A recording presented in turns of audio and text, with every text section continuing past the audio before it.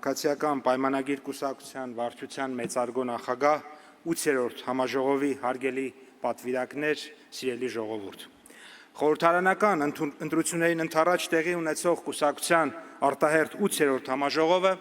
առաջին հերթին լավ առիթ է իմի բերելու կուսակցության եւ վարչապետ Փաշինյանի առաջնորդությամբ Հայաստանի Հանրապետության ձեռքբերումները վերջին 8 տարիներին։ Դրանք իհարկե բազմաթիվ են եւ բազմավոլորտ, սակայն ես այսօր կանգ կառնեմ տնտեսության մեջ ձեռքբերումների վրա, որոնք իրապես շատ մեծ են եւ հպարտանալու առիթ տվող։ Սկսենք համախառն ներքին արդյունքից, ՀՆԱ-ից։ Մեր երկրի ՀՆԱ-ն միայն 2025 թվականին աճել է կրկնակի ավելի շատ, քան 2015-17 թվականներին միասին վերցրած։ Կրկնում եմ, միայն 2025 թվականին աճել է կրկնակի ավելի շատ, քան 2015-16-17 թվականներին միասին վերցրած։ Այսպես, եթե այդ 3 տարիների ընթացքում մեր ՀՆԱ-ն աճել է 520 միլիարդ դրամով, ապա միայն անցած տարի ավելի քան կրկնակի շատ 1.1 տրիլիոն դրամով։ Առհասարակ, դոլարային արտահայտությամբ մեր ՀՆԱ-ն 17 թվականի 11.5 միլիարդ դոլարի նկատմամբ աճել է ավելի քան 2.5 անգամ, կազմելով շուրջ 29.2 միլիարդ դոլար։ Մոտ 2.5 անգամ ավելացել է նաև մեկ շնչին ընկնող ՀՆԱ-ն։ 3870 դոլարից դառնալով 9470 դոլար։ Եթե 2017-ին համաձայն արժույթի միջազգային հիմնադրամի Հայաստանն այս ցուցանիշով աշխարհում 150-րդն էր, ապա 2025-ին արդեն 112-րդը։ Իսկ ինչ է տնտեսական աճը, պարզապես վիճակագրություն, թե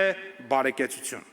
Այժմ մեր երկրում տնտեսական աճը նախ եւ առաջ բարեկեցություն է, նոր աշխատատեղերի ստեղծում, կենսաթոշակների բարձրացում, դպրոցների, մանկապարտեզների, ճանապարհների եւ այլ ենթակառուցվածքների կառուցում եւ վերջապես առողջապահության ապահովագրություն։ Իր հերթին այդ տնտեսական աճը չէր կարող տեղի ունենալ առանց կառավարության գործուն միջամտության։ Միայն կառավարության մեկ աջակցության ծրագրով պետությունը բիզնեսին օգնել է ոչ ավել, ոչ պակաս 246 միլիարդ դրամով։ Եվ միայն սրա արդյունքում ստեղծվել է 41,000 մշտական աշխատատեղ, կատարվել են միլիարդավոր դոլարների ներդրումներ։ Տնտեսական աճի արդյունքում է, որ 17 թվականի դեկտեմբերի համեմատ 25 թվականի դեկտեմբերին մեր երկրում արձանագրվել է 288,500 նոր աշխատատեղ։ Ընդ որում, այս ամենին զուգահեռ արձանագրվել է նաև աշխատավարձերի էական ավելացում։ Բերեմ մեկ օրինակ, որը ցույց է տալիս, թե որակապես ինչպես է փոխվել մեր քաղաքացիների կյանքը վերջին տարիներին։ Այսպես, եթե 2017 թվականի տարեվերջին Հայաստանում 500,000 դրամից ավել աշխատավարձ էր ստանում մոտ 41,000 մարդ, ապա 25 թվականի տարեվերջին այդ թիվն ավելացել է մոտ 4 անգամ, կազմելով շուրջ 160,000 մարդ։ Եվ սա այն պարագայում, երբ 2017-ին եկամտային հարկը 27% եւ ավելին էր, իսկ 25-ին 20%։ Մարդկանց բարեկեցության ավելացման լավագույն ցուցանիշներից մեկը խնայողություններն են, որոնք նույնպես էականորեն ավելացել են։ Այսպես, եթե 2017-ին ավանդները կազմում էին մոտ 2.6 տրիլիոն դրամ, ապա 25-ին այդ ցուցանիշն ավելացել է մոտ 3 անգամ, կազմելով 7.5 տրիլիոն դրամ։ Երբ խոսում ենք տնտեսական աճից, երբեմն քննադատում են, թե տնտեսական աճը իբր որակյալ չէ, իբր այն կապված չէ արդյունաբերության հետ եւ այլն։ Շտապեմ հիասթափեցնել այդ մարդկանց։ Հայաստանում արդյունաբերական արտադրանքի ծավալները վերջին 8 տարում աճել են 2.3 անգամ։ 2017 թվականի 3.8 միլիարդ դոլարի դիմաց 2025-ին դառնալով 8.6 միլիարդ դոլար։ Սրա արդյունքում միայն մշակող արդյունաբերության մեջ ստեղծվել է լրացուցիչ 39,000 աշխատատեղ։ Սիրելի հայրենակիցներ, խաղաղության օրակարգի հաղթանակից հետո մենք հստակ կենտրոնանալու ենք տնտեսական զարգացման եւ բարեկեցության օրակարգի վրա։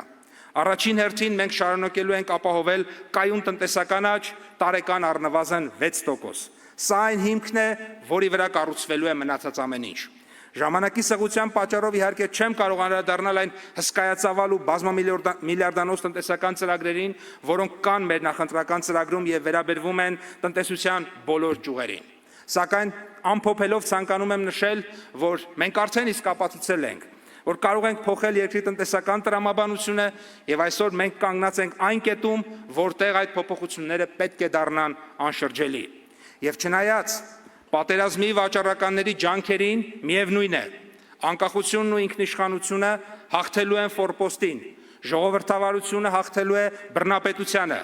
զարգացումն ու բարեկեցությունը հաղթելու են կոռուպցիային ու անկախությանը եւ վերջապես խաղաղությունը հաղթելու է պատերազմին։ Իսկ խաղաղությունը պահպանելու համար պետք է հունիսի 7-ին գնալ ընտրական տեղամասեր եւ տեր կանգնել մեր խաղաղությանը։